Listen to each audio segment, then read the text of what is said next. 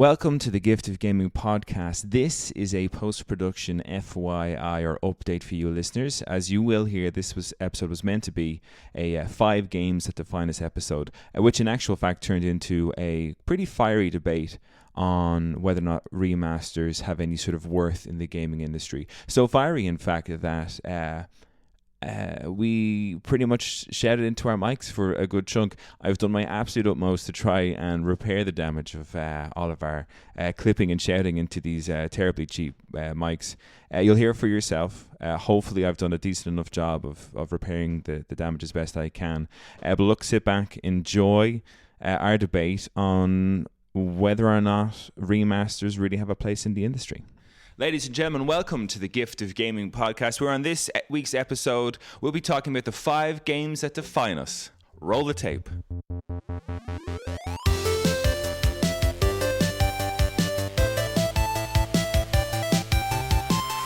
All right, it's me, your host, Darren Wade, and today I'm joined by Craig the Critical Nolan and, of course, my own blood and brother, Andrew Wade. Gentlemen, welcome to the table. How are we? Good, Darren. Thanks for having us on. No problem. My energy levels are a bit low. I was telling Andrew I only got back from Berlin last night, so I am... I'm all clubbed out, let's say. Oh, cool. Yeah. I'd ask you about it, but that has no business being on the podcast, so I'm going to ignore it completely. It's not video game related, so shut the fuck up, Darren. Well, I had a nice time, Craig. Thank you for I asking. didn't ask. What are you talking about?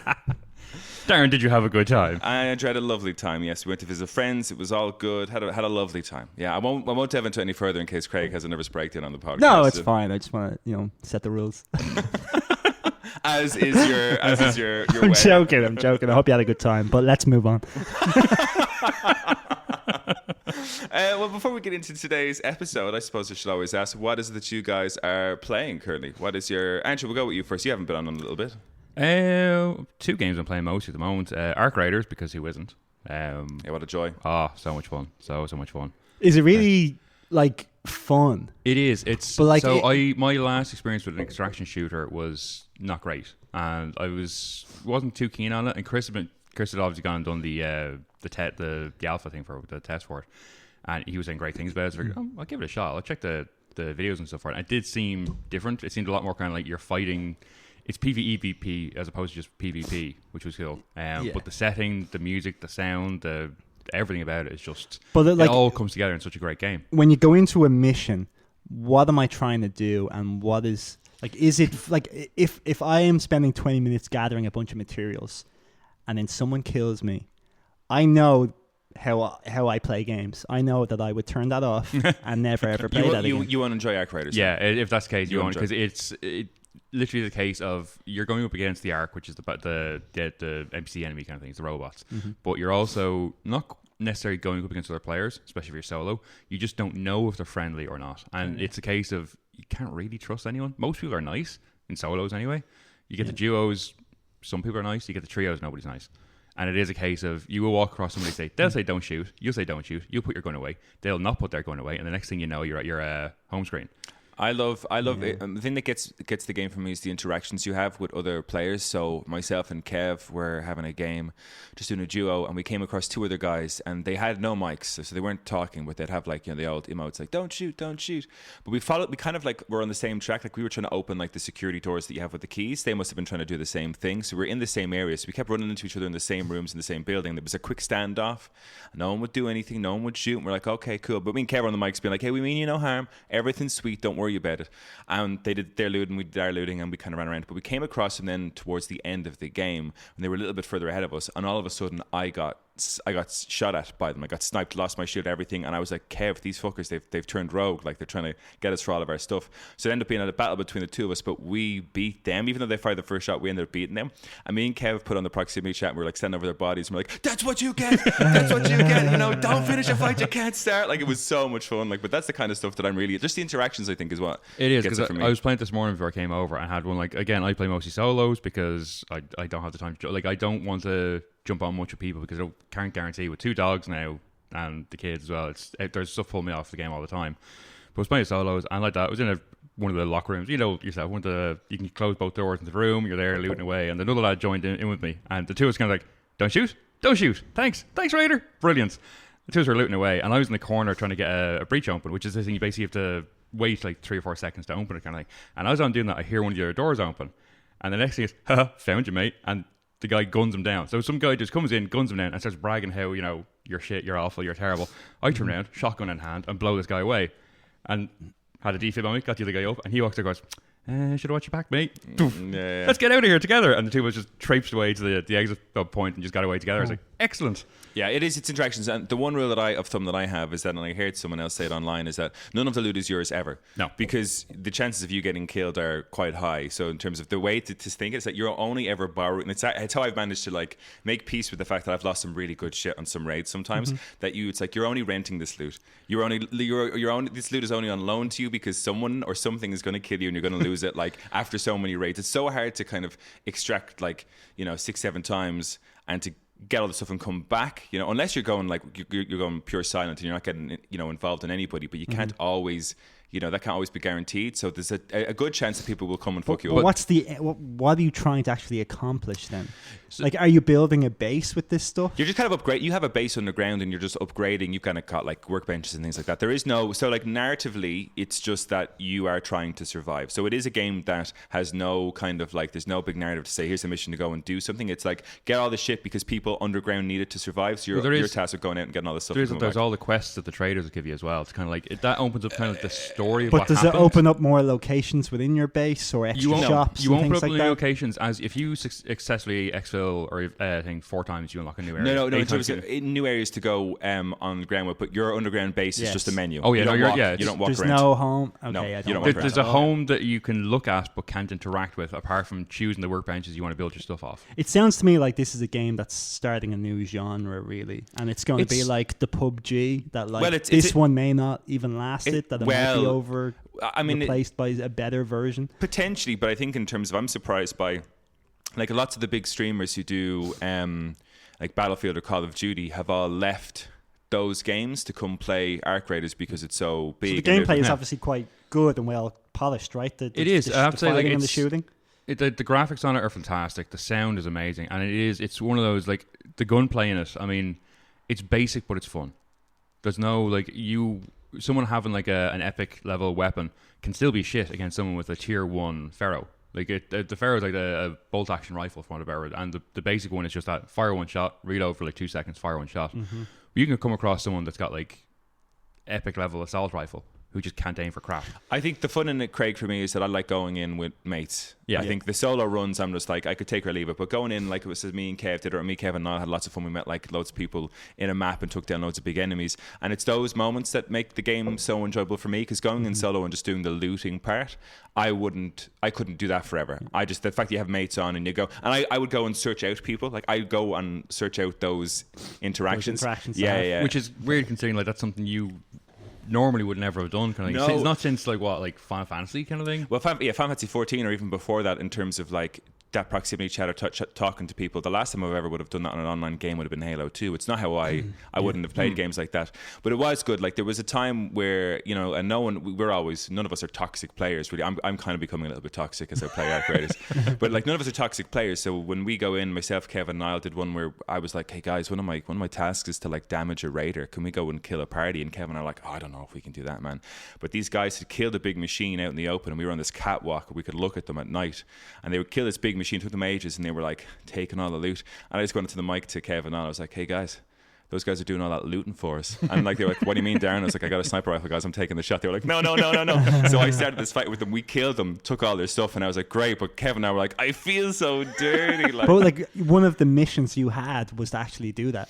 It's the mission is never kill a raider, it's damage a raider. It's specifically done in case if you don't have but the to kill game them. is trying to get you to turn on players then. At times. Okay, well then the whole the whole game is the whole co-op thing is going to be short-lived. So it's not, that isn't a mission that you have to do. That's when you have daily challenges. You know how many people love all that fucking platinum nonsense. People are going to do that. Complete everything. Yeah. No, I love it. I hope it's got a bit more longevity. I'm really enjoying the time I'm playing with it now. But if it does peter off, I wouldn't be surprised, and I'm okay with what I've had so far. You know, and just regarding that.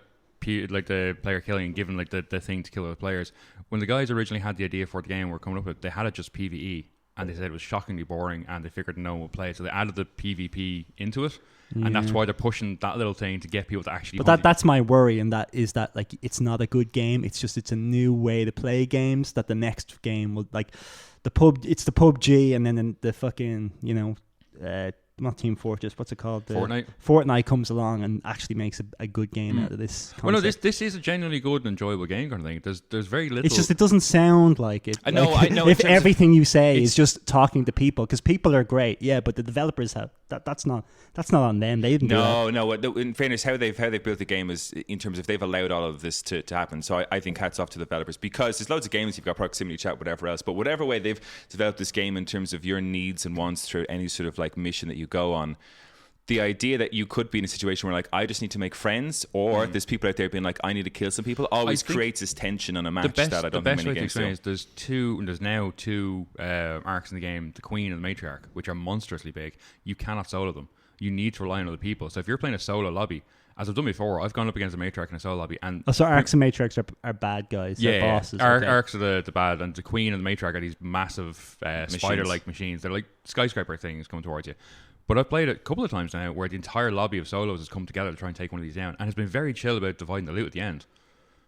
I think Craig, it's one of those things you need to, because when Chris was telling me about it, he didn't. I was listening to him. It's hard to sell it. It's like you just go out into the thing and you just loot and you meet people. I was like, nah, I don't think that's for me. But I've gotten it, and since I'm like, man, this game is a lot of fun. I think it's one you need to play, because I think on paper, it doesn't sound. No. And I wasn't sold by Chris, and I watched a few videos of people online after Chris told me about it, and I was like, maybe, and it's been good. I've enjoyed it. Craig, what about you? What are you playing? I'm still playing Hades 2. Have you not maxed out Hades 2 yet? I almost have absolutely everything in the game, and I mean everything, cosmetics, upgrade, like the lot. And this is the stuff that, like, once you clear the game, then they make it a lot tougher to unlock the like less essential things. Yeah, but I have nearly all of them. I've nearly every song. I have I'm just a couple more skulls away from maxing every one of the nocturnal arms to like their full rank, like all 24 weapons. And I've tried to complete the game on as high difficulties as possible while still like changing weapon all the time. So I've played it such a crazy amount of time, yet I don't really have any builds that I frequent. It's an absolute random rat race every single time, and I love that. But just being able to play for 5-10 minutes is just so fulfilling. Yeah. And a lot of the times I'm like, oh, how much time do I have? I'm leaving the gaff in 15 minutes. Fine, I'll do like a quick run. Five little encounters, as opposed to turn on an RPG and like look at my menu for 10 minutes and then go, okay, time to leave. Yeah. I was on the plane coming home yesterday, and I was like, oh, I'll just take out the Switch 2 and play a bit of. I was thinking of playing Final Fantasy Tactics, which I'm in love with at the minute. Bought? Graham bought it, so he just gave me a lent. He has the physical copy, so I was like, hey, cool. Yep. Okay, yeah, that's fine. I was going to criticize you, but I'll take it away. He's the idiot. But it's fantastic. But I was doing that for a little while, and it's like, I need something kind of, it's like, 20, we're 10 minutes to landing or 50 minutes to landing. I was like, maybe I'll switch this off, because I won't have time to go into another battle. I was like, I'll just do Hades, and I had this like lovely quick run in Hades before I landed, and I was like, God, it's such a good quick up and play. It's such a good, because a game like Final Fantasy Tactics, like, you won't even get past the menu system in 10 minutes. There's a lot of things. Or choose your party, Whereas in Hades, you can do a lot in that 10 minutes, and you're like, you feel like fulfilled, because that's 10 minutes well spent. And until I have absolutely everything, I don't think I can move on, or at least until a new game takes my fancy. Do you have anything on the horizon that you think will take your fancy? There's something that you're expecting to commit? Absolutely nothing. Damn. Jesus. So a bit of a dry winter for you. Oh man, yeah. So I was twiddling my thumbs last night between games. I was like, will I play again? I really should move on. Like, I feel like I know the game inside out. Yeah. But I can't download Arc Raiders because it's too late at night. The lads probably aren't on. I'm not going to just play by myself. Yeah. So then I was like scouring the PlayStation store looking for anything that was free or discounted, and I couldn't find it. Damn, man. So then I just watched Gen V and hop on to we'll get Helldivers up again and hop on some Arc Raiders, man. Watch some videos of Arc Raiders and see what you think. But hop on, because we're I think this week and stuff. Then I was gagging for a few games. I was brilliant. Like, I can't wait to get back and play some Arc Raiders. So we'll still be playing that for a while. I guess we should probably hop on to today's. Unless you're playing anything. Final Fantasy Tactics, which is great. I'm in love with Final Fantasy Tactics again. I heard you and Chris talk about on the previous week's podcast, and it annoyed me that you again mentioned the fact that they lost the code and they built the game from scratch. I don't even think this should be a remaster. This should be a remake. Oh my god! I'd say, fuck you, Darren. How dare you? First of all, they did not lose the code, because if they did lose the code, it wouldn't look the same. But it looks the same. That's impossible. Pixel art is incredibly easy to recreate. But you think that bookshelf over in the corner had 3 red books and 1 blue book? There's no way they would get those things correct. Absolutely. And why would they? No, of course they could, because there's still copies of the game that exist. Sorry, I know, but they're not going to cross-reference every single moment in the game. They'd be like, we need a new bookcase. Let's pull in the bookcase. The characters are constantly walking for no reason in a stationary position. Why don't we move this off? What are you basing this off? Because if it has a million things in it, how would you get all the million things exactly the same if you lost the code in the first place? You look at the game and you recreate it. Yes, but you're not going to get it flawless. Because there's millions upon millions of things in the game. There's no way you would get it right. But like what I said, that bookcase in the corner with 3 red books and 1 blue book. How would they know to get that right? They wouldn't spend the time to do that. That's what they did. No, they didn't, because then the game would have taken longer to create and would have been better, and they would have removed all that stuff, because who cares? You're basing this off absolutely nothing. Yeah, but you assume that they're giving you their word, and that, no, this definitely should not have been a remaster. It should have been a remake. No. It should not have been a remaster. It shouldn't have been anything. It should have been like a 20 quid fucking DLC thing that you should have just got, and then that should have been the end of it. But everyone is just giving it all this extra fucking honest. Oh my god, it's so like the original. I can't believe they had to do the code from scratch. They are lying. What are you basing this absolutely is why we lying to you. don't have knives on the table while recording. It's crazy. It's just that he says things. He just says things. No, I don't just say things. If you create something that has 10 million things, hundreds of millions of things, and somehow it's exactly the same despite you losing all of the code. Whoa. Step back a bit. Where are you getting 100 million things from? It's an old game from 1997, pixel art. It's not that difficult. It is difficult to recreate exactly the same, to paint the pictures the exact same. I think he's looking at absolutely identical. But as Darren said, absolutely identical. But as Darren said, they still have physical copies of the game, not the original stuff. So you could just play the game and see. If you're talking about artwork, right? They have all of the original concept art for this game still left, because that's how you build the game. You design everything on paper first. They have all of that still there. You go in and the code, you're talking about a 1997 tactical RPG in pixel art. Coding that is not going to be overly difficult. All of the bad things with the original game, they could have ironed out. You just think they just chose not to, just for the sake of because their whole plan was to, we're just remaking this game and put it. And again, I agree with you. I don't think in terms of putting the skin on whatever else, you're fine.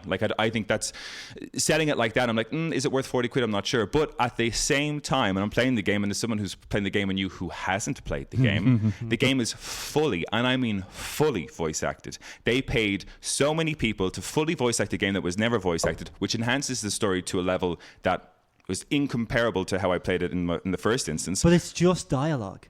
It's just literally even Hades 2 has hundreds and thousands of hours of dialogue, because it's so easy to do. You're just, hey, you read from that sheet, I'm recording it. No, you're easy to do, but costs money. So what I'm saying, is this costing money? We're talking right now. I'm not paying. No. These are very easy things to do. Craig, you get Ben Starr in, but beyond that, it's very easy to get. We're not getting paid for this. You're not getting paid for this. And in fairness, I appreciate that you guys come on here without being paid. But the developers could even have themselves on. No one. Yeah, but they don't. They're not voice actors. So they paid voice actors to do the voice. Yeah, and you can't deny that. You can't just sit here and say, that's stupid, it cost them money. They had to pay. But not a lot of money. Not let's charge 50 quid for this game kind of money. How do you know that? How do you know it didn't cost them any money? Because that's how these fucking video game makers work. I see through the cracks. What are you basing that off? What are you basing any of this off? Because voice actors, as a profession, cost money to hire, and even if you have to think of so they're absolutely dead set making a remake. Even if you're bringing when it out came a to game, voice acting, they didn't want to, because it's easy and it's cheap to do. That's the only reason they added it, so they wouldn't lose. Hang on. This is the thing. So if I can jump in here, so you're talking about, again, I haven't played it myself, so I'm not going to jump in on either way kind of thing. But if you have a game that they're just remastering, remaking, whichever it is they're going for, and you hire in, I'm assuming 50 people? More. Every single character in that game. Every one of those has to be paid whatever the minimum wage is for those. And this is a game that they're just bringing back out and now paying all this extra money to get in for kind of thing. It's not a case of just throwing the game out. They are paying a fuck ton of money, pardon the French, to get this going in a different way, as I say, with all the voice acting. There's a huge amount more so effort. Listen, Craig, I can appreciate where you're coming from with the fact that it is a new skin on an old game. It is, and in fairness, the new skin doesn't even look that flashy. I'm playing it with the enhanced UI and everything. I'm like, that's and great. It's 50 quid, right? Not 40. Oh, I thought it was 40. I could be wrong. Maybe it's 50. But regardless, they went to the game and said, yeah, we could just have recreated it in its exact way that we had it before, which is just the kind of not crappy Pixar, but it looks old. But they've freshened up a little bit, but they have paid, which I'm telling you, as a person who's playing the game, enhances the game tenfold to the original playthrough. As a person who's gotten older and enjoys narratives and enjoys how games are played this way, it's enhanced the game tenfold to have every single character in that game put in emotion and drive and action and tension into every single scene, because the storyline in that game is great. In terms of the royalty versus the lowborn and how the lowborn are rising up. It's a really good, I remember playing that game for the first time, and the cutscenes as, what was I, maybe 12 or 13 when I first played that game. I was like, shit, damn, this is a really, really good storyline. The one that I wasn't prepared for in a shitty Pixar game. And that's all been enhanced. I get where you're coming from, but you're basing a lot of what you're saying off absolutely nothing, which is where I have to draw the line. Because you can come out and say, didn't cost them anything. That's stupid. I'm not saying it didn't cost them anything, but hiring a bunch of people to do some voice work is not a very, you keep thinking that this is a really expensive thing. It is not a really expensive thing, because you can essentially just, like with Charlie Cox in frickin' Expedition 33, he did every single one of his lines in 1 4-hour session. They didn't pay him fucking 100 grand to do that. At most, he got maybe 10 grand. And he is the biggest star in that whole game. And he did it all in 4 hours. So I do not accept this whole thing that it takes fucking loads of money and loads of resources and time and all this type of stuff. I think it is a much simpler process than you realize. And ultimately, it is just pasting a timeline with an audio track. So for example, the people who voice acted, and it's a different game, but in terms of how long, Charlie Cox is the exception, and in fairness, they got him in to do a room for many hours. That wasn't the situation for anybody else. The people who voice acted games like Red Dead Redemption did that for 4 years. They were paid for 4 years worth of voice acting. I'm not saying that's what the people behind Final Fantasy Tactics were doing. I'd say it's a lot closer to what Charlie Cox got than what the Red Dead Redemption people got. I'm just going to throw in this really quickly here. It's just from Forbes that while Final Fantasy Tactics paid voice actors not publicly disclosed, based on industry standards from around its release, and for games of similar scope, they likely paid professional rates that could have ranged from hundreds to thousands of dollars per actor. If you're talking about having 80, 90 actors, that's a lot of moolah going into a game that they could have just reskinned and sent shit back out again, kind of thing. Well, I mean, if you consider hundreds to thousands a lot of money, then yeah, fair enough. But I don't consider that a lot at all in the grand scheme of things. But you're paying someone $1,000 to come in and record 50 hours worth of work. I'm like, that seems just slightly above a regular paying job. And in the grand scheme of the game and its sales, that's a drop in the ocean, an absolute drop in the ocean. It's nothing in terms of the budget of the game. Yeah, no, and I'd agree. In terms of the budget of the game, it's absolutely nothing. But the fact that they went out and they saw it and they did that, and then no one asked them to. No one said they had to. But again, I just see that as a very easy thing to do, and I don't credit them massively for it. Even though it does have a big impact on the game, I don't see the money going into the game. I don't see why the characters still, when they're idle, are just marching on the spot like idiots. I'm like, I would have removed stuff like that. They chose not to, and I'm like, that would have cost you very little. You could have done that. You chose not to. Mm-hmm. But they, I suppose, would you agree that they were trying to remake the game in terms of the game, and it's because they even they didn't even do the War of the I know, Lines. but if something wasn't good, fix it. If something was inferior to something that exists today, fix it. So in terms of, let's say, for the idle body animation of them just moving on the spot, you would just because like you said, they lost the entire code of the game, so they had every creative choice possible to them, and yet they chose to. The box was broken, and they chose to remake the box exactly as is. I'm like, why? Mm-hmm. Why would you do that? If the box was already broken, why not expand? Why not change the colors of the box in the corner? Why have the characters march on the spot if it looks silly, especially in 2025? Do you think that there would be people out there? Because I do. Do you think there'd be people out there who'd be angry if they had have changed anything? Yes, people will be angry at everything, but it still makes the game better. But they're saying no matter what gets changed or doesn't get changed, you will always have someone who is angry with whatever happens. There's no way in the video game industry when remaking or remastering or remodeling a game to make everyone happy. There's always going to be outliers who don't like something that's done to the game or isn't done to the game or should have been done to the game. You're always going to annoy someone. As many people as you make happy, there's always going to be an amount of people that are just not happy with exactly. the way it's But you have to just put it in the perspective of if this was a €20 game, then I'd be like, that's perfect. They remade it as is. They added some voice lines. That seems like a good exchange. But that's not what happened. They charged almost the price of a full-priced game. So they owe us more than that. You know, they've made that choice to go with that amount in terms of sales. The game has probably sold millions upon millions. It's a massive success. Other developers are going, why don't I remake my game? Say I lost the code and it took us 2 years to pull it all together, so we had no choice. So sorry, guys, we have to charge you €70 for this game. Do you not think that sends a very bad precedent to the rest of the industry? It does in one regard. You're right in that, saying, yeah, other people look at that kind of go, well, if they could do it, why can't I get it? Why bother being creative ever? But what will happen is, if enough games do that, it will saturate this idea and people will fight back against it. Maybe in a few years, but that's still like maybe a decade of bad remakes that we could all just take out our PS2s or PS3s. But I think what you're looking at here, though, is with the likes of Final Fantasy Tactics, enough people played that and enough people buy it because they just want to relive it on a new generation console. And also, just to your point there, Craig, there's no way to play Final Fantasy Tactics now unless you, in terms of you would have to have I your... can play it right now. I have it on my Game Boy Advance. It's in my drawer. No, right, be very second. specific Craig, in that regard, though. People don't have Game Boy Advances with Final Fantasy Tactics. Do you know what I mean? Like, I get what you're saying because you keep all your stuff and you're like me, we call onto those things, we collect these things. But for most of the people, these things age, they move on, they break because they're... I mean, how old is a Game Boy Advance now at this stage, you know? And maybe you could go off and get a Game Boy Advance of Final Fantasy Tactics, but that's not really what... Unless you're a retro gaming fan, that's not what people do. So the part that I love about this side of gaming, and again, I agree with a lot of what you're saying about Final Fantasy Tactics, but what I love about this is that it's saving these games. It's like holding on to these games and saving these games for the future, because otherwise the only way I could ever play Tactics is if I still, I hope to God my Game Boy Advance still works, or because we had the War of the Lions was a PSP game. The way I look at it is, yes, it's been brought over, yes, they charge more than they should have for it considering the game itself, and I absolutely totally agree with that. No disagreements there.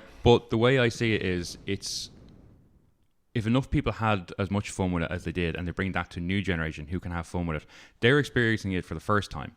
So the pricing isn't really going to matter to them. I think the pricing matters to those who have played it originally. I know, but like even the way you're talking about it, you sound like a business executive. No, it's not even that. Trying to get the most money out of the people. It's not even that. It's the way just the way I see it that way is that like I don't want to be here on this podcast in 2 years from now and being like, oh, what are the Game of the Year choices? Is it Final Fantasy X Remaster? Is it Grand Theft Auto San Andreas Remaster? I feel like, because I worry about these type of things, and that's where I feel we're going to be. Can I ask? And they'll all be €80 to €90. But that's the thing. And well, that's how games seem to be going now. It's like so much of the whole 40, 50, 60 bracket. Have we ever had a Game of the Year award for a remastered game? Has anything ever won it that's been a remaster? No. I don't think that's in their thing. I don't think a remake or a remaster can. Well, I think it definitely could. It definitely could. I mean, have they been in the have there been any in the listings for the nominations for Final Fantasy Remake has been in the listing for sure. Final Fantasy Remake is like that is a full remake. Yeah, but see, there's the difference. Like, you're talking about a PS1 game that's now a PS5 game that, while it retains the story and like the general idea, it looks nothing like the original. It's the same idea, the same concept, everything like that, and you'd recognize stuff. It's more Final Fantasy 7 Remake is more akin to say God of War. But this is what I'm talking about. Almost. But this is what I'm talking about. If you look at the likes of, as you're saying, Final Fantasy Tactics, that hasn't changed. That won't get into Game of the Year because it's the same game. Very minor differences. It's not going to get Game of the Year. I still think over time they will. Like, a lot of people were going, oh, Metal Gear Solid, it's amazing. That should be Game of the Year. Like, Delta. Like, when I see a game like that, and I've seen how many bad games Konami have made, and then they were able to just take this thing out of the archive, and everyone gives it 9s and 10s out of 10. I'm like... So what is the common denominator there? So that's Kojima's work that you have taken out of a box, polished slightly, and then said, like, here's our amazing problem. Game. Kojima in the industry is just seen as this untouchable icon within the industry. But But they took his work. You know, that's what I mean. But Craig, his work. So this is what I mean is that you take remasters, remakes, they haven't really, in terms of, we say Final Fantasy 7 Remake has been in the Game of the Year awards question, and I would say rightfully so because it's a remake from the top down. Metal Gear Solid Delta didn't make it into a single category this year. Like it was nominated for nothing. Well, I'm delighted. Final Fantasy 7, Final Fantasy, I don't know why I keep saying Final Fantasy 7. Final Fantasy Tactics, the only thing it was nominated for was Best RPG, which one of the things I'm okay about that with is that it was never in that. Well, I mean, the Game Awards didn't exist when that game came out. So this is his first ever entrance into, like, I mean, Metal Gear Solid 3 existed when we were very much critically consuming games, where we were like writing on But you see the rise and how many of them there were this year, right? Like, 100% there's a agree. lot there, and I just feel next year there's going to be one more. The next year there's going to be probably 3 or 4 more. But the way to look at that is, there is a lot of remakes because the demand is there for a lot of them. Now, there are some absolute naff ones that shouldn't make it into. I know, but that ruins the industry in terms of creation. It does, but the problem is at the moment, though, is you're looking at the people who are mostly there for the Game Awards are people of our age, a little bit younger kind of thing as well, who are nostalgic for games they've already played. So we're a massive market, in fairness. The requirement for remakes of games that we're so nostalgic about is completely there, and that's what the game industry is digging into at the moment. It's like, yes, but they're taking that desire and doubling the price. Monetizing the whole shit out of it. Kind of. 100% agree with that. No argument here whatsoever. But you're right. I know exactly what they're doing. Yeah, you are going to see a lot more remakes. I agree with it, and I wish less people would buy these remakes and remasters, so they would cut it out or reduce the price. Do you own Final Fantasy 7 Remake and Rebirth? Yes, but there's the problem. Why would I not? Because that's a completely different thing. But no, that's how you do a remake. But I know, but that's the thing. Remastered thing that everyone's doing and saying they lost the code. But this is no. Thing. Jump on just real quick. That lost the code is an outlier of its own thing. That's the only one that's ever done that. And you're right, it could well become a thing that others doing in the future. But as of the moment, we all bought Remake. I'm trying to get Rebirth, but I just haven't had the time for it. But we bail into that because that's our childhood and we love to see that kind of thing. The games you're saying that are just like complete copy overs, that's people who love that game but can no longer play it. You're making the same point again and again. Like, I get what you're saying. People love those games. Yes, I get that, Andy. You don't need to keep saying it in 3 or 4 different ways. But you're giving out about the same point. No, I'm giving out about them executives taking that nostalgia and pricing it in a big bottle. Overpricing it. Overpricing, yeah. The pricing is fine. The overpricing I don't agree with in the slightest kind of thing. And you're right in saying Tactics 1999 when it But I came mean, out, Final Fantasy Remake was worth way more than what we paid for it. Like that, you could have paid 200 quid on that game. It was that big. But I know, and I'm not arguing that thing, but that's the thing, that's the problem as such, is that that's our game. That's the one we kind of grew up with. That's what we wanted kind of thing. Just to put a button there, you think that game is worth 200 quid? Rebirth, yes. Remake, no, 100 quid. Like, yeah, easy. Wow. Like, the amount of effort, the amount of music, the amount of cuts, like, that's a massive, like, that would have a bigger budget than Final Fantasy the movie if it was just. Can I ask then? Like, and this isn't to get a rise. This is just a general question. If you think it's worth 200, why then would you give out about developers setting a price of like 80, 90 quid for games that they're releasing? But they didn't set.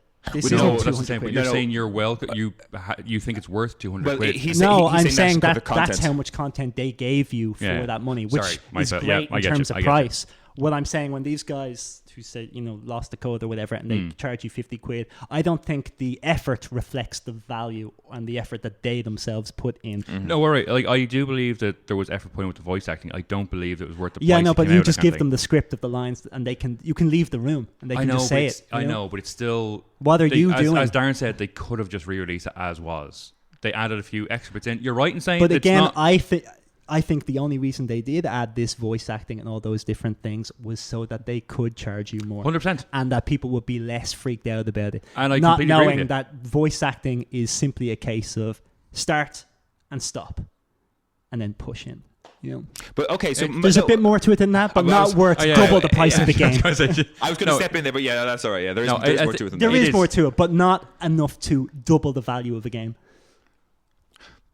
Yeah, I mean... Yeah, I will admit, if you put voice acting into a game that didn't originally have voice acting in it, it would increase the price of the game, but not to the extent as we've seen with that one kind of thing. And I guess it comes down to the consumer as well, in terms of what you don't think is worth its value, Craig. There could be some, let's say... Could be loads of Final Fantasy Tactics. I mean, I know Chris, for example, it's one of his, I think it makes his top... One of his all-time favorite all of his favorite games. So for someone like Chris, let's say, or for people like Chris, the addition of voice acting and a fresh skin to some people could be worth twice the value. I'm not saying it's to everybody. I'm not saying that's the correct thing to do. But like you said, I mean... Rebirth, you saying is worth 100 or 200 quid. People might be listening to this being like, that is fucking insane. That game isn't worth 200 quid. But it's the value is different to different people because certain things in certain games mean more to people. But you're right, Craig. There is a movement at the minute to really sponge out as much money as you can for these things that aren't costing the company a whole lot of money. But on the case of tactics, something, and this is what I mean, is the kind of like the push and pull of the industry. Square Enix had an unlimited budget essentially for Final Fantasy, which hasn't really paid dividends for them yet. So they're probably left with little choice but to make their money in other places. So we've seen them go from spending a lot of money to spending very, very little money. And my worry is Tactics is the success and Rebirth will be the failure. And then what does that mean for the future? That we're fucked is what that means. I think it depends, and I think Rebirth will come good as time goes on. We know it's the Empire Strikes Back. People when they went to the cinema, middle movie. Yeah, when people went to see Star Wars: The Empire Strikes Back, they weren't overly happy with it as a film. They said, "No, what's with that ending? It's weird." Whereas The Empire Strikes Back is now considered the best of the trilogy because the trilogy exists. And my hope is that Rebirth becomes a success. My hope is that after Rebirth, after the third game, then they wait 3 years and then they package all three together as a fucking super game where like the content and everything you've done from the first game just goes into the second game. So if you were level 30 at the end of the first game, you go into level 31, and like it's just one long game. Constant build. There's the 200 quid right there. Yeah. I'll pay that in a fucking heartbeat. Yeah. And not because like nostalgia, but because the value is there. Yeah. Because the effort is there. That these people did this because they themselves had a dream. They didn't press record in a fucking phone booth, leave the room, and come back the next day and go, "Job done. Did you guys get all that done? Yeah. I think for that one as well, though. Oh God! But the difference is massive. I know, and I'm just trying to portray that is the difference. It is gigantuan in effort, and I have to put. I think you're right in that regard because with the likes of say FF Tactics, you put in voice acting for that. As you say, you're just recording. There's no lip syncing. There's no motion capture. There's no nothing. You're just putting audio track over what's already there. Yeah, and that in itself right there. But again, like that game wouldn't have allowed for any of that. Now, again, I'm not defending it. You're right. Shouldn't have. What time are we on, by the way? No, listen. I think this is the episode. To be honest, this is the episode. Yeah. We have. There's no we are sober. No, I mean, if we're committed, then fine. But I've been trying to wrap it up to try and move on. That's why I gave out to you for making the same point. We are 36 minutes into. Okay, well then let's just commit to it. We just commit to the rabbit hole. We're deep in this. We may as well go that way. I think the one thing that's promising in that, or the one thing that I think needs to happen, let's say for the Game Awards, for the Golden Joystick Awards, etc. There needs to be, if we're talking about critically acclaiming some of these games, there has to be a category for remakes and remasters, and that part of the industry needs to be its own separate thing. Exactly, but it needs to be heavily defined because Rebirth deserves to be in the Game of the Year category because of the value. Remake and remaster, they keep getting boxed in together. Yes, and even Metal Gear Solid, they were like, "Oh, this is more like a remake than a remaster." With all the effort we put in, I'm like, I just want to kill the guy who said that. I'm just like they should be very, very like a remake is just a reimagining. Yeah. Like you're creating a brand new experience with modern efforts. Yeah. A remaster is a remaster is a copy and paste job, but I don't think should be in any categories for anything. And if it wins, the original people who made the game should get everything. The people who polished should just be told, "Well done, you did all right. Here's your grand. Now fuck off." I think that's you the did case. Nothing. Your paint job doesn't matter. But I think that's the the case original people who made the game should get everything. If you're going to have with that, you should have, as Darren said, a remake.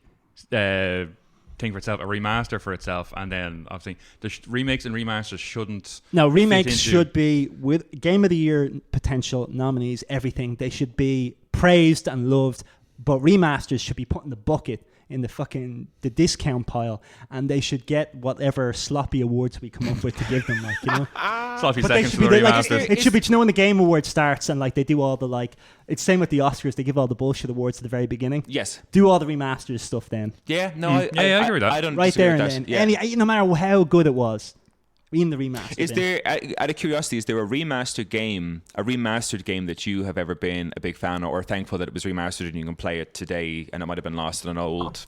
Can I ask, would you include GTA 5 in that, considering it's massive trawls for all the consoles so far? Would that be considered a remaster? No, or is that just I think no, port? because that's been ported. I think there's a difference. They've never come out and said GTA 5 remastered for PS5. I think they've come out and said it runs better, whatever else. Did we not have a GTA 5 remastered version?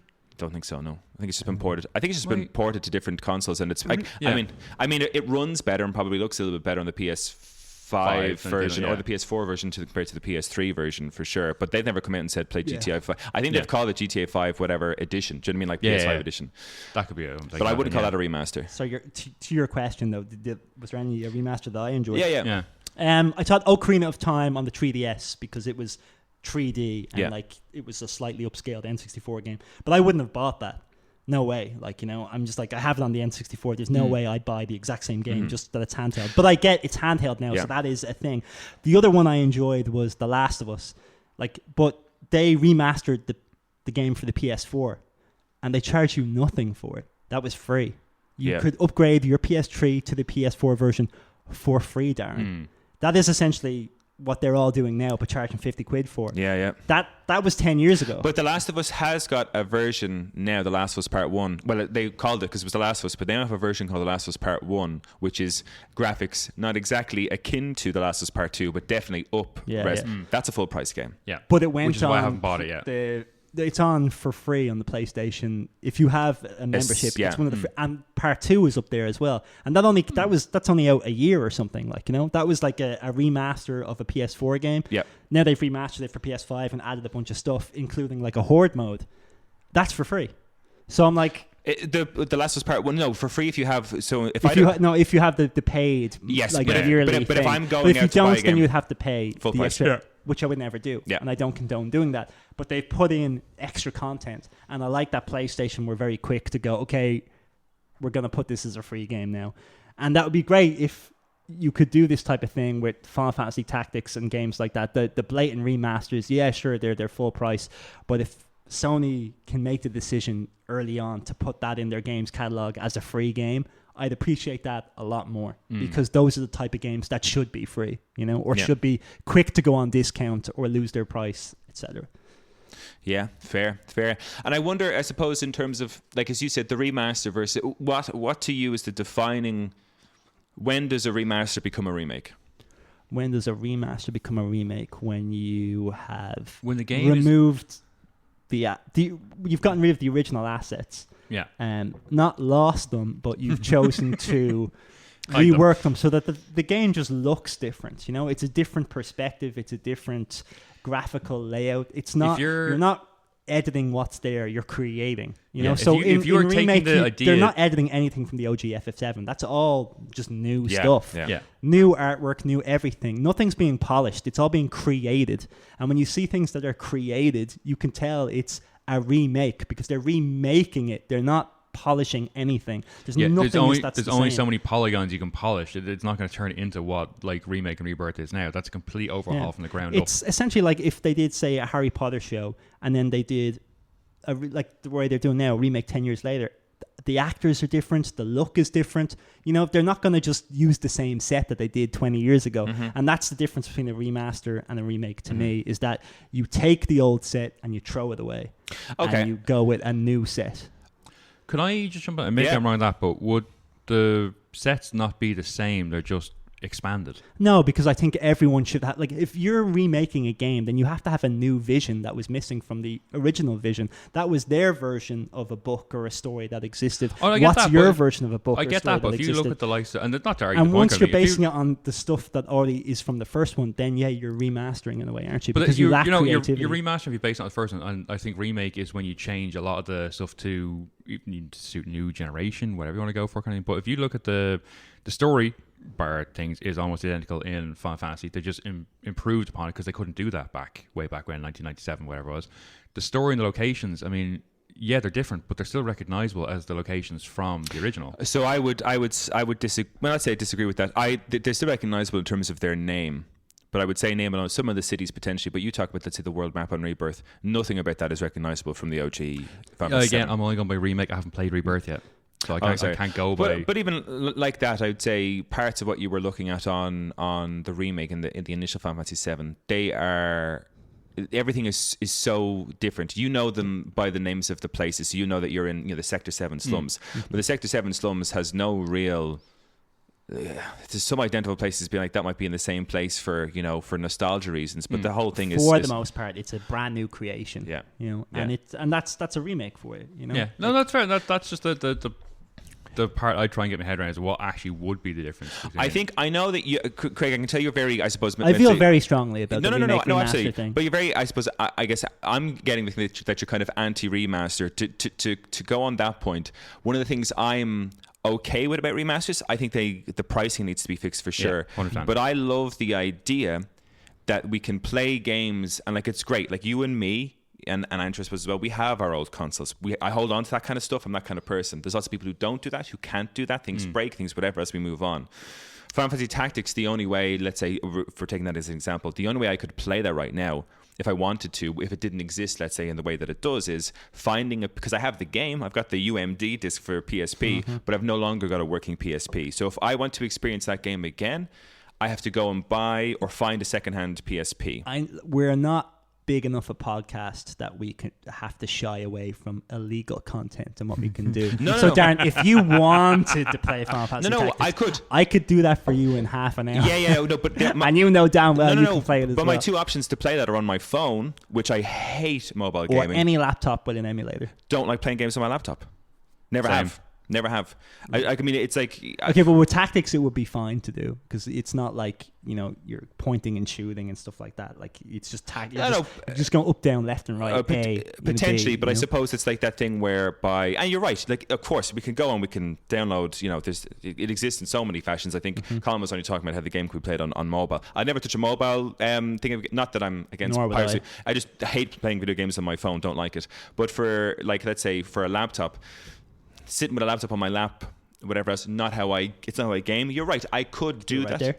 I could, but he's doing it right now. I'm playing. But I mean, in terms of sitting down at the kitchen table like this with my laptop on the table, it's not how I'd be comfortable playing a video game. If you could tell me, would you rather do this, or would you rather sit on the couch there with the PSP and play it? That's the PSP on the couch the way I want to play it. But yes, of course. And I'm saying out there, anybody can download these things. But my worry is that exists and it's pirated and it's illegal and it might not always exist like that. Things can get shut down. That could be lost. My thing about remastering games is it's like that with. I look at like all of the. To me, it makes no sense that all of the OG PlayStation 1 games are not yet on the PlayStation Store digitally. Like, you've got a collection of a couple. But the reason they're not there is because they want to make the money with remasters and they don't want to remove that potential. And I don't agree with that. At all. You don't agree with me? That statement? No. We don't agree. What your statement you're saying is true. And that's we don't exactly agree true. With what, that's the full reason they're doing it. And I hate that because that's the thing is where what I appreciate about let's say remasters supporting is that they can bring the game back. But like for something like there's another part of me that's like I just want to play them, put them all on the store. And if you want a remaster version that I can play that it's a bit nicer to the eye or it's not as clunky or whatever else, make me. Give me that option. And you can charge your 30, 40 quid for whatever else, but give me the option. These games that existed from 1996, whatever else, for the sake of them historically being surviving, just I know you can digitize these games and put them on the store. Do it. And like I'll pay my membership to play the fucking classics catalog. Yeah, but there you go. Like this is the world we want it to be, but this isn't what. And like games like they're just proving that like every 3 to 6 months you're going to get one of those games at 50 to 60 quid doled out for the next 10 years until that library is exhausted, and then they start over and do it all over again and say they lost the code to the game. And so we come I guarantee full circle. Watch this in 2 years from now. I'll sit down and I'll say at this podcast, I'll say how many games lost the code, since our last conversation. I'd be interested to see. I'll peg it right now. We should do that. That'd be fun, To see who says it next. We lost this and we lost that. Guys at Square Enix. Because the Metal Gear Solid guys also said they lost a lot of stuff. For Delta. Yeah, for Delta. It's like, we lost a lot of this and a lot of that, and we should have charged more. I'm like, no, you are lying. Because my thing about it is that like, if the code, because I mean I understand like one of my favorite Disney stories of all time is that the entire code or the data file for, let's say, for Toy Story 2 was lost, and it was only that there was one woman who I think was pregnant, on maternity leave. So maternity leave, that they gave her like all of the files so she could work on the animations for the movie to take home with her to work, and her files were the things that saved Toy Story 2 from. And I love stories like that. That's cool. Yeah. But like someone coming out and saying, "Oh, we don't have the code anymore for Final Fantasy Tactics," I'm like, okay. But if someone comes in and said, "Oh, we lost some things," I'm like, how would you lose some things? Like, what? Yeah. Wait, how are you managing to lose some things? It's either all or nothing for me to find a believable story. But gentlemen, what a turnaround! We have not talked about the 5 games to define us at all. Instead, next time. No, I was listening to the podcast, and it was crazy how you were going on and on about how really wanting the next era of RPG to happen, and then you were gushing about tactics. I'm like, you're the problem. Well, it's not that it's so. In terms of, I don't like the next era of RPGs. Like we're talking about Expedition 33 and how amazing that is. But I think what myself and Chris were discussing in that episode was that question of when does a remaster become a remake. And I think what's interesting about tactics is if it's true that all of the code was lost, as you're saying, Craig, you're copying what already existed. You can like watch it on, if you have it on the PSP, there's the stuff where you have the concept art. But essentially, that's the part that it gets muddied for me, and that's why I don't want people to come out, as you said, forevermore being like, we lost the code, because to me, that's essentially, if you don't have anything to polish, you're remaking. But that's getting down to the real semantics of it. You know what I mean? Not that I necessarily agree or disagree with it, but if we're talking about defining a remake versus a remaster, if your game has nothing there to polish, like it's all gone, and you're making it all again, is that remake? No. Is it considered the answer a remake? is no, because no matter what, you were just reassembling what was already there. You're box, still the box, as you said. remastering. Yeah. You just have lost the assets. But so who cares? That's not their problem. I don't give a fuck if you lost the code or not. The end product is all that matters. Yeah, it's not my problem. Yeah. I'm not going to praise you for just reassembling something because the jigsaw was broken into more pieces. No, it's still just a fucking jigsaw that you just assembled. You didn't create anything. No, it doesn't matter if you lost the code or not. You're not going to hoodwink. No, fair. Yeah, absolutely. I agree with you. I do see the other side, and I think you're right in that one. It is a case of, fuck, if you have lost code, screw it, doesn't matter. Like if you're putting it back together, you are, as you say, just putting it back together. You're not creating something new. I'm not going to give you extra praise. I agree with that. It is just, I would say it will be a fine line. I'm on you on the side of the line you're on. I agree with you. Yeah. But there is my worry, Craig, is that when you get to the Game Awards and they're defining a remake versus a remaster, does tactics get into that remake because of the thing that me and Chris were talking about? And like, see, I think it fucking will. would. That's the problem. And it's only because of the things like the audio that I'm like, you guys are praising the audio like it's a bigger thing than it is, and it is a smaller thing than you realize, because it is an audio track that's just layered on top of the existing content, that they lost. No, and there's no part of me that disagrees with that in terms of that's what has happened. But in terms, what my perspective is from playing the game is, as small a detail as that is in terms of effort, the enhancements to the game for my enjoyment of it have been huge. And that's true, but they essentially just took that and put a price on that. Yes. Yeah, and that's the issue. And it's not worth 50 quid. I think it is the case of if you add voice acting into a game that didn't prior have voice acting, it is going to improve in the experience. But as you said, Craig, does not require that price point on it to be for the improvement that was made. Does not require doubling the price of the game as it was originally. Well, gentlemen, I think that's a good a place as any to leave it. If you agree or disagree with anything we have to say, let us know at thegiftofgamingpodcast@gmail.com. Myself, Andrew, and Craig are going to hop onto a post show shortly where we talk about if and when the PlayStation 6 is announced, what does it need to have to make us say, I'm going to retire PS5 day one? Did we mention the fact that we didn't discuss their original topic? Oh, no. Oh, yeah. So, this episode... Yeah. I'll put a little disclaimer. We'll just do it next week. Yeah. We'll fit it in, yeah. So if you were looking forward to us defining the 5 games that made us, sorry. Did you advertise as that in the previous episode? No. Oh, then we don't owe anyone anything. If the introduction says that's what we're going to talk about, but I can redo the intro. I think you no, don't. Say you will, but don't just do keep it. the introduction and just kick in. Go. Yeah, just by the way. Just as a. Yeah. It is what it is. Yeah. I enjoyed it. A bit of a fiery conversation about video games. I love it. Yeah. I love it. We're all looking for it. It's more raw. It's more real. Yes. Exactly. It's going to be a nightmare to edit though, because I was looking at all my because we all got pretty feisty at the start. We were shouting into the mics. I'm like, that one's going to be a tough one to edit. I will apologize. I think twice while turning from you to Craig, I may have just rubbed my beard across the microphone. You're going to get some awful noises. Rubbing a beard into a mic is the least. And I'm just aggressive in nature. So it's good to have you here, Craig. And hats off to you. Early on a Sunday morning when we're recording this, you were ready to go. Bring the fire. Yeah, that's what we need. So yes, we're going to hop into a post show to talk about what we would want to see in a PS6 to make us retire PS5 day one. If you want to check that out, check out patreon.com/thegiftofgaming, where for the cost of a coffee a month, there's just so much content there for you to enjoy. Or just wait a few months until there's a lull and we have to pull up an emergency episode. Until 3 of us are sick. And I mean, it happens. Yeah.